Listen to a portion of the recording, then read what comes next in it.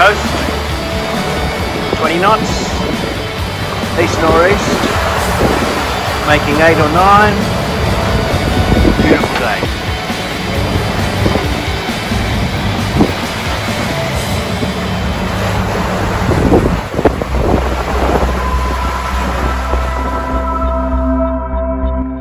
As we headed down the west coast, the weather couldn't have been better.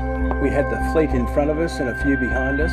We encountered birds, several boats caught tuna, and we were in close company with other boats at some times. Here's Reverie, a FAR 38. We arrived at Hell's Gates at 11:23 at night.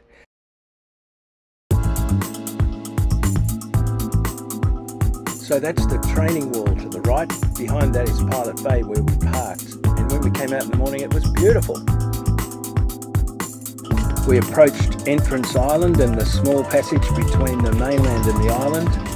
And all was good. A fair bit of water flowing out, but we had a very safe passage through there. The pilot says that it can break right across that entrance. That's not why it's called Hell's Gates. It's called Hell's Gates because it was the entrance that brought convicts to Sarah Island. More about that later.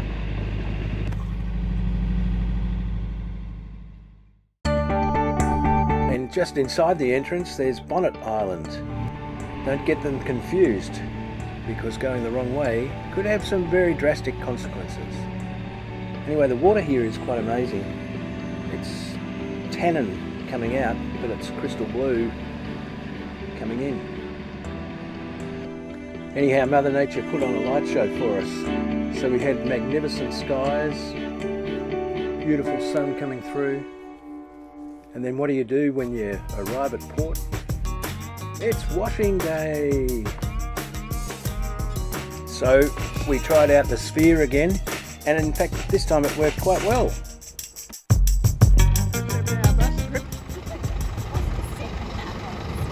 How long was it? 3.5. Yep, our better halves arrived from Burnie via bus, and we decided it was time to head for the Gordon River. More gratuitous iPad art. Well, Sarah Island is an amazing place. It's where they sent the worst of the worst, and it was in fact a shipbuilding convict penitentiary where many ships were built, and well worth a walk around. And if you get the chance, go and see The Ship That Never Was, which is the longest running play in Australia. And it's about the last ship that was ever built at Sarah Island.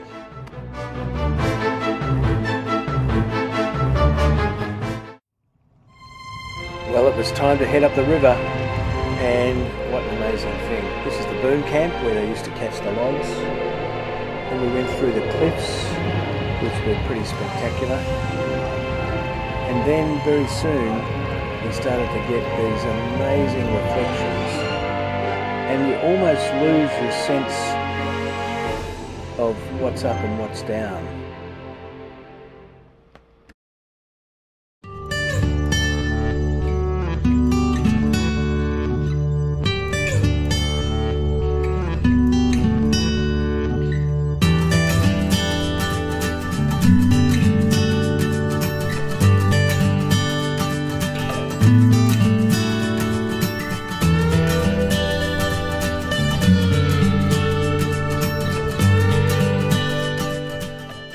We got to St John's Falls, and then we went for a little walk up to the waterfall. What an amazing place.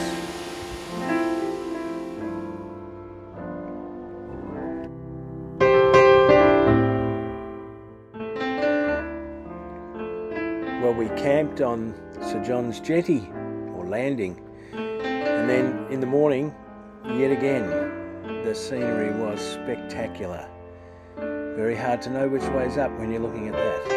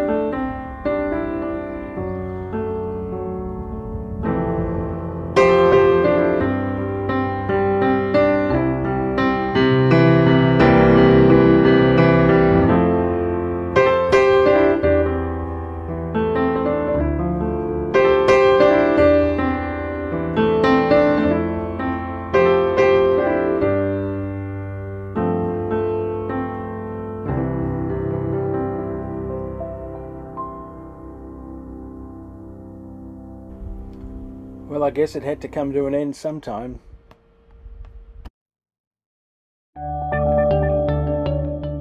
So pretty soon we were heading back down the river and back to Strahan to resupply to get ready for the next leg of the journey down to Port Davey.